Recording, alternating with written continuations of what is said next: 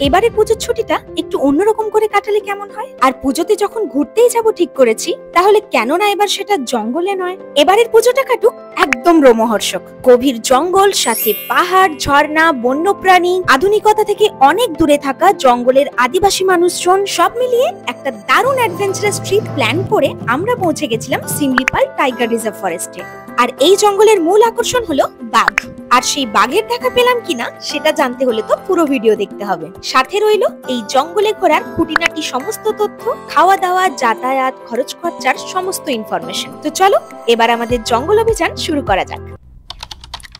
আজ আমাদের ঘুরতে যাওয়ার দ্বিতীয় দিন। 6টা বাজতে না বাজতে সবাই মিলে রেডি হয়ে বেরিয়ে পড়লাম। আর আমার ভ্রমণ সঙ্গীদের সাথে তো তোমাদের আগেই আলাপ করিয়েছি। আজ আমাদের ডেস্টিনেশন হলো সিমলিপাল জঙ্গল। ব্যাগপত্র গুছিয়ে হোটেল চেক আউট করে একেবারে বেরিয়ে পড়লাম। আজ সিমলিপাল জঙ্গল ঘুরে রাত্রে বেরিয়ে পড়বো ঘাটশিলা।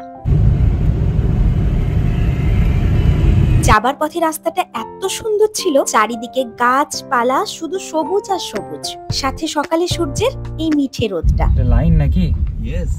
হোটেল থেকে জঙ্গল অব্দি আসতে আমাদের সময় লেগে গেল প্রায় 1 ঘন্টা। জঙ্গলে প্রবেশের জন্য আমরা এন্ট্রি করেছি পিথাওয়াটা গেট দিয়ে। জঙ্গল অভিযানের আগে কয়েকটা বিষয়ে তোমাদের একটু জানিয়ে দেওয়া যাক। আমরা অলরেডি অনলাইন থেকে এই জঙ্গলে প্রবেশের জন্য পারমিশনের লেটার বের করে নিয়েছিলাম। ওখানে গিয়ে জানতে পারলাম এখন অফলাইন বুকিং পুরোপুরি বন্ধ থাকে। এখানে একটা এন্ট্রি ফিসের রেট চার্ট দেওয়া আছে। আমরা অনলাইনের এই ওয়েবসাইট থেকে জঙ্গলে যাবার এন্ট্রি পাস আর ওখানের গভর্নমেন্ট ক্যান্টিন থেকে খাওয়া দাওয়া এই দুটোই বুক করে নিয়েছিলাম। কিছুক্ষণ ওখানে লাইনে দাঁড়ানোর পরেই আমরা ওখানে পারমিশন রিলেটেড সব ফর্মালিটিসই ফাইনালি কমপ্লিট করে নিয়েছি। জঙ্গলে প্রবেশের জন্য পার্সোনাল গাড়ি নিয়ে এলে শুধুমাত্র বড় ধরনের গাড়িরই পারমিশন এখান থেকে পাওয়া যায়। জঙ্গলে প্রবেশের টাইম সকাল 7:30 থেকেই শুরু হয়ে যায় এবং 8:30টার পরে এন্ট্রি টাইম বন্ধ হয়ে যায়।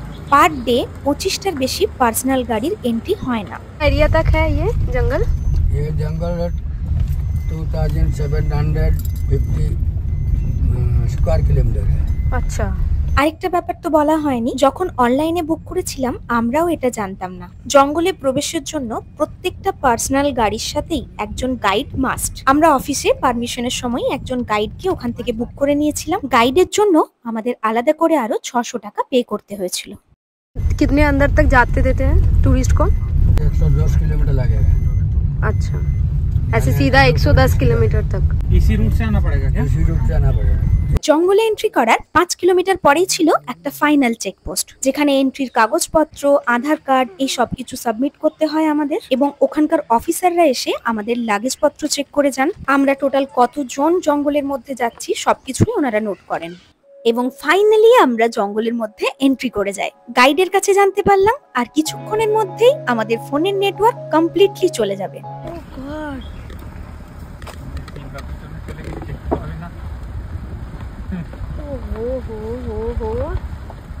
शेरा शेरा शेरा। আর জঙ্গলে ঢোকার সাথে সাথেই আমরা দেখতে পেয়ে গেলাম বন ময়ূর। উফ, কি যে ভালো লাগছে! এই প্রথমবার আমি জঙ্গল অভিযানে বেরিয়েছি। এত অ্যাডভেঞ্চারাস ফিল হচ্ছিল প্রথম থেকেই। এত কাছ থেকে এত অকৃত্রিম ভাবে প্রকৃতিকে দেখার যে সুযোগ আমরা পেয়েছি তা সত্যিই ভাষায় বর্ণনা করা যায় না। কালমকো বান্দর।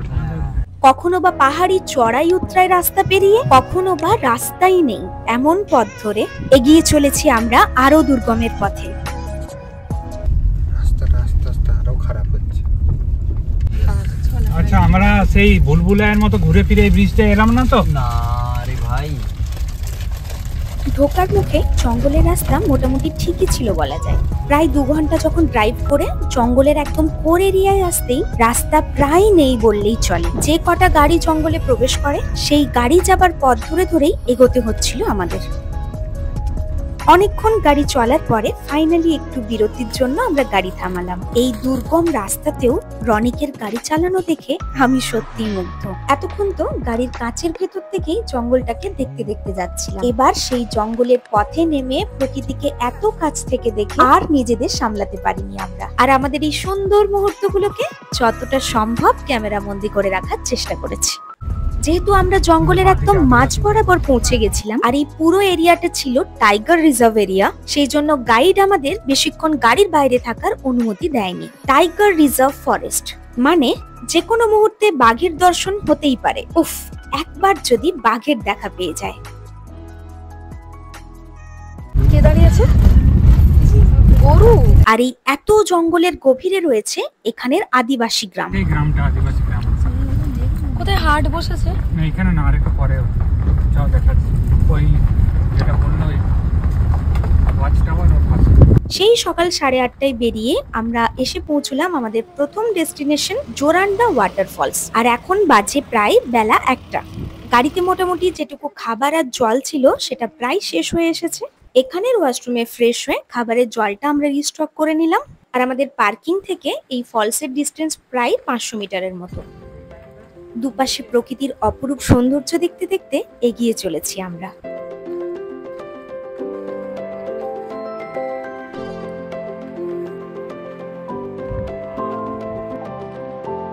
অবশেষে আমাদের দেখা মিলল পাহাড়ের গা বেয়ে সাদা ফেনার মতো নেমে আসা এই ওয়াটারফলসের সাথে জঙ্গল ঘেরা এই পাহাড়ের এক নৈসর্গিক দৃশ্য।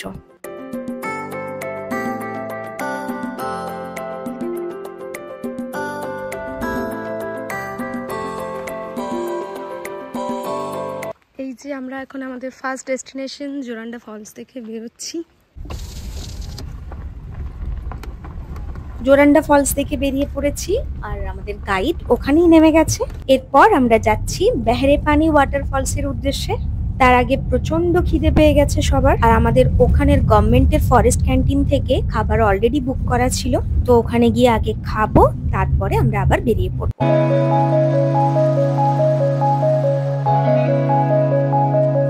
রাস্তায় যাবার পথেই আরো বেশ কিছু আদিবাসী মানুষজন, ঘরবাড়ি আমরা ওখানে দেখলাম। आओ आओ चॉकलेट।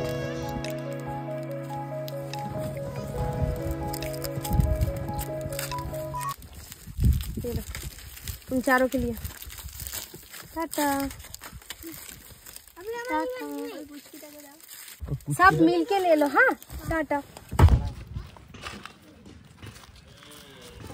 প্রায় দুপুর 3টে যখন আমরা এসে পৌঁছলাম এই ক্যান্টিনে, ওখানকার লোকাল আদিবাসী মানুষজনেরাই এই ক্যান্টিনের রান্নাবান্না এবং পরিচালনার দায়িত্বে কাজ করেন।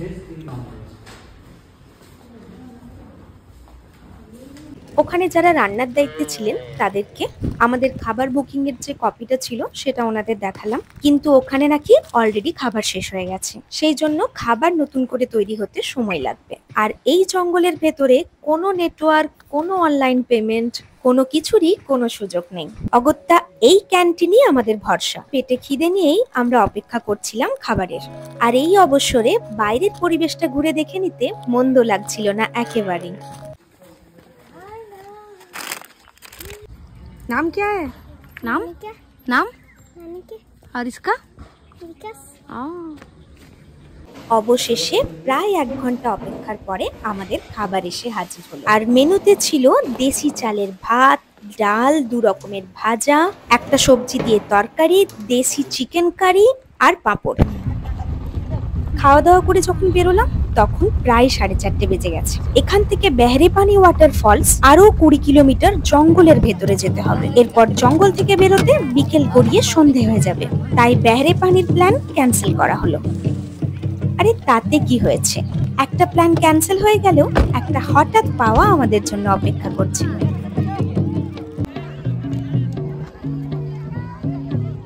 রাস্তায় যাবার পথে দেখি অনেক লোকজন এক জায়গায় জটলা বেঁধে আছে। আমরা সবাই গাড়ি থেকে নামলাম ব্যাপারটা কি একটু দেখার জন্য। দেখলাম আদিবাসীদের পরব চলছে। তারা সবাই মিলে বিকেলের পড়ন্ত রোদে নাচে, গানে, আড্ডায় মেতে উঠেছে। এত সুন্দর একটা মুহূর্তের সাক্ষী হতে পেরে বেশ লাগছিল। উপরি পাওনা ওরা ইনভাইট করলো আমাদের যোগ দেবার জন্য।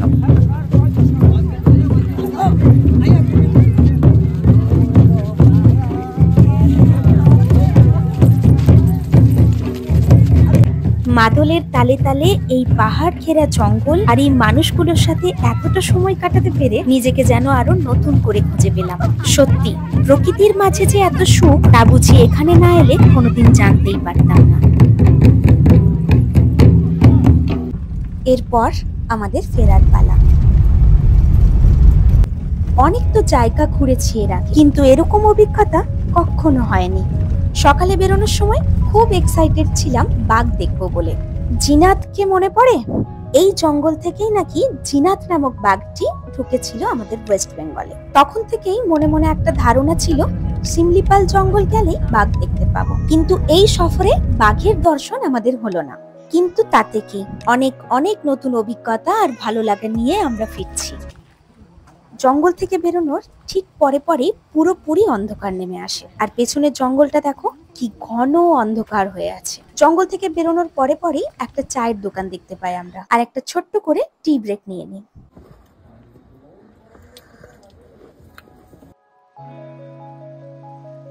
প্রায় 1 ঘন্টার উপরে রাস্তা এসে ঘাটশিলা রোডের কাছে আমরা একটা ধাবাতে দাঁড়াই রাতের ডিনারটা সেরে নেওয়ার জন্য।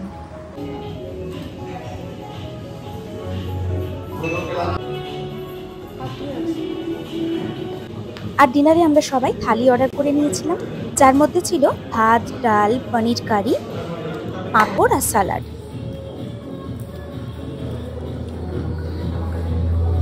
খাওয়া দাওয়া সেরে আবার রওনা দিয়ে আমরা ঘাটশিলার উদ্দেশ্যে, এবং অবশেষে আমরা রাত 12টা নাগাদ ঘাটশিলা এসে পৌঁছই। এবং আমরা প্রত্যেকে তখন এত টায়ার্ড ছিলাম, হোটেলে পৌঁছে কোনো মতে ফ্রেশ হয়ে আমরা সোজা চলে যাই বিছানায়। আর এই হচ্ছে আমাদের হোটেল। আজ সকাল সকাল উঠে পড়েছি আর রেডি হয়ে আমরা বেরিয়ে পড়বো হোটেল চেক আউট করে। আর আজ সারা দিন ঘুরবো ঘাটশিলা শহরের বিভিন্ন প্রান্ত। লেখক বিভূতিভূষণ বন্দ্যোপাধ্যায়ের বাড়ি গৌরীকুঞ্জ থেকে শুরু করে রঙ্কিনী দেবীর মন্দির, ধারাগিরি ওয়াটারফলস, সুবর্ণরেখার পাড়ে সানসেট পয়েন্ট, আরো অনেক কিছু। তাহলে আজকের এই জঙ্গল অভিযানের ভিডিওটা এখানেই শেষ করছি। খুব শীঘ্রই ঘাটশিলা ট্যুরের পুরো ভিডিও নিয়ে আবার দেখা হচ্ছে। আজকের মতো এটুকুই, টাটা।